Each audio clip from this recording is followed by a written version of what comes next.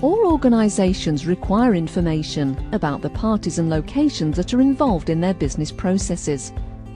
The global location number is the GS1 identification key that enables users to identify locations and parties in a globally standardized way, so they can be used with all trading partners around the world. The global location number, GLN, enables the unique and unambiguous identification of physical locations, digital locations, functions, and legal entities. The GS1 system has defined two broad classes of entities that are identified with a GLN: physical locations and parties. Physical locations are always an object or point in the physical world, like a building or a specific location within a site. Parties are organizations or organization functions, like a party to a transaction or a department of a company. Any location may be identified with a global location number.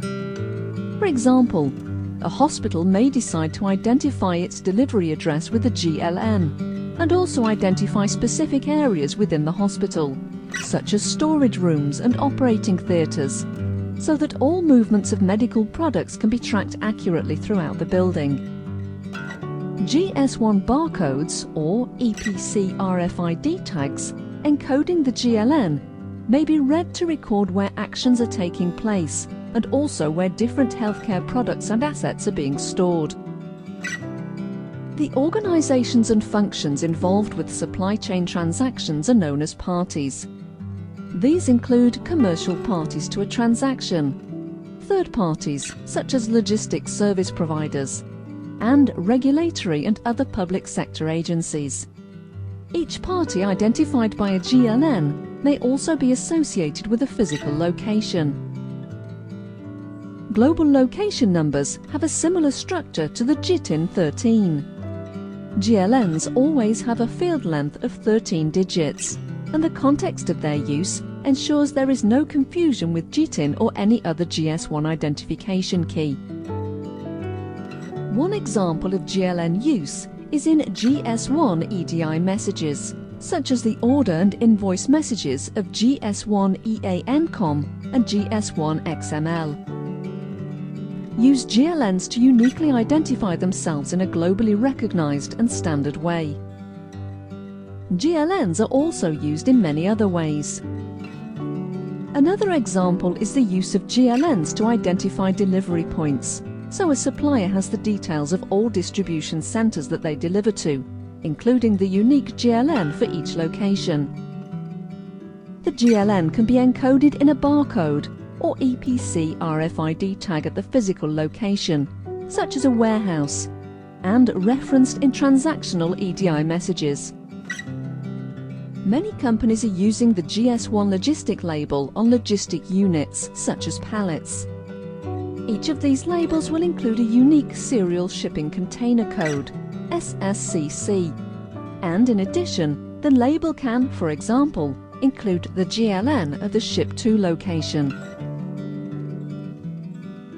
We'll now look at some common usages of GLNs.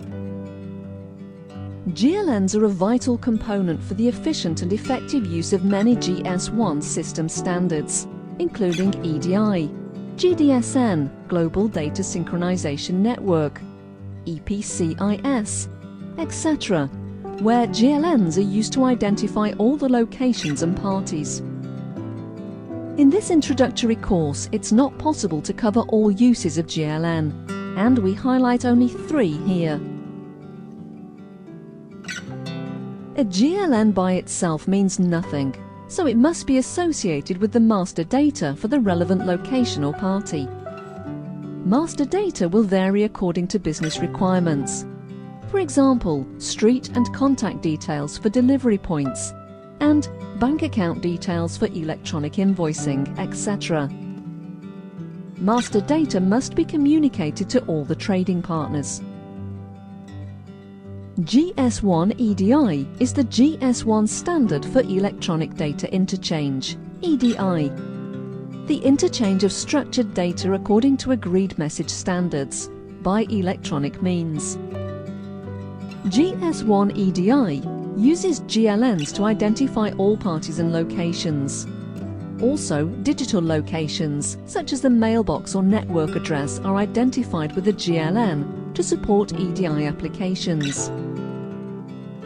EPCIS, or EPC Information Services, has the goal of enabling disparate applications to leverage data via EPC-related data sharing, both within and across enterprises. Read points such as the gates shown here are identified using a GLN. GLNs are used extensively in GS1 EDI messages. The business meaning of the GLN is denoted by a qualifier.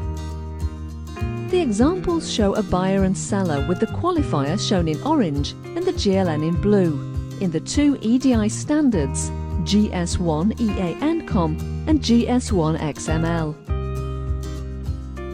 Some GS1 member organizations have developed local GLN registries. These provide a centralized location for storage of GLN information, as well as a mechanism for organizations to have a one-to-many communication of their GLN data. A global location number can be encoded in a barcode, and the business meaning of GLN must be denoted with a GS1 application identifier, AI. Each AI defines what the context of the GLN is, so that a system can understand how to process the data.